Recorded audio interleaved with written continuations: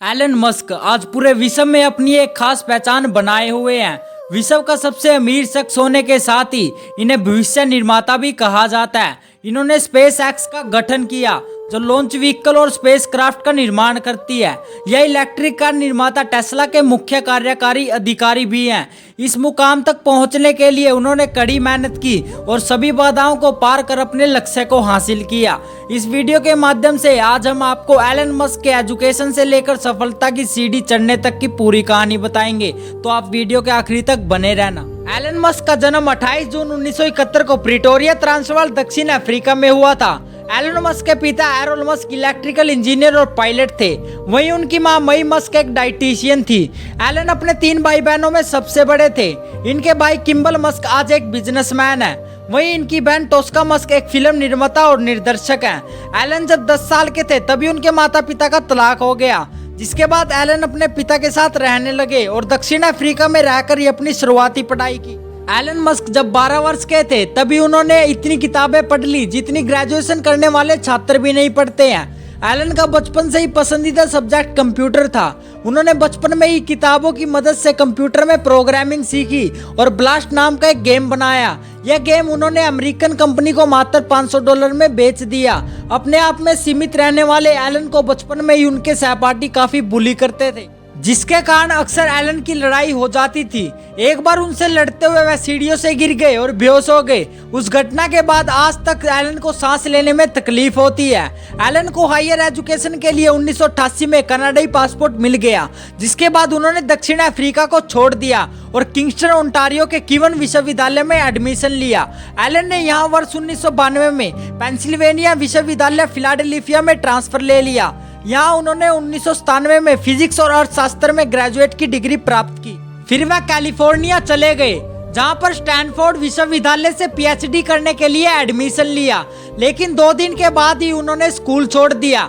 Elon का मानना था कि इंटरनेट फिजिक्स की तुलना में समाज को बदलने की क्षमता रखता है। इसके बाद उन्होंने अमेरिका में ही अपने भाई के साथ मिलकर 1995 में जिप2 नामक कंपनी बना ली। एलन द्वारा स्थापित जिप2 कंपनी ऑनलाइन न्यूज और मैप प्रदान करती थी। 1999 में जिप2 को कंप्यूटर निर्माता कंपनी ने $307 मिलियन में खरीदा था। इससे एलन को अपने हिस्सेदारी के अनुसार $22 मिलियन मिले। एलन ने फिर एक online finance service company X.com की स्थापना की, जो बाद में पायपल बन गई। यह ऑनलाइन पैसा ट्रांसफर करती थी।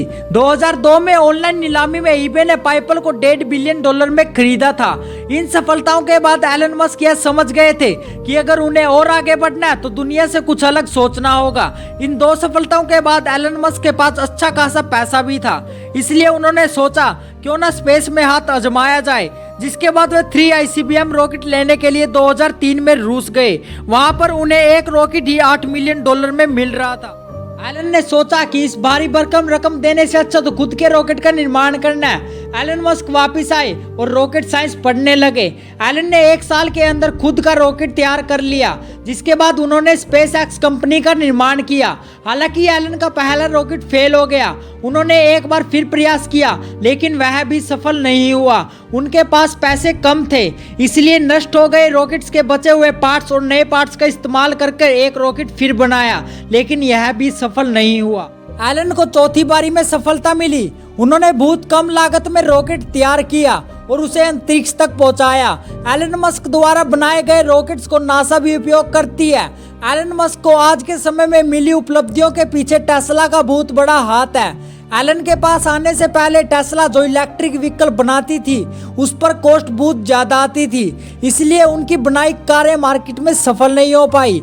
यह कंपनी जब एलन के पास आई तो उन्होंने कई टेक्नोलॉजी को बदलकर सस्ती दरों में इलेक्ट्रिक कारों का निर्माण कराया, जिससे यह कार बहुत तेजी से बिकने लगी।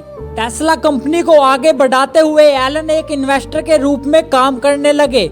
उन्होंने 2006 में अपने चचेरे भाई की कंपनी सोलर सिटी में इन्वेस्ट किया और बहुत ही कम समय में इस कंपनी को अमेरिका की दूसरी बड़ी सोलर कंपनी के रूप में विकसित कर दिया। वर्ष 2013 में इस कंपनी को एलन मस्क ने टेस्ला में विलय किया। आज सोलर सिटी और टेस्ला मिलकर एक नई टेक्नोलॉजी पर काम कर रहे हैं। आपको इनके बारे में जानकर कैसा लगा, कमेंट में अपनी राय जरूर से देना और ऐसे ही अमेजिंग फैक्टों को और जानने के लिए चैनल को सब्सक्राइब कर लेना।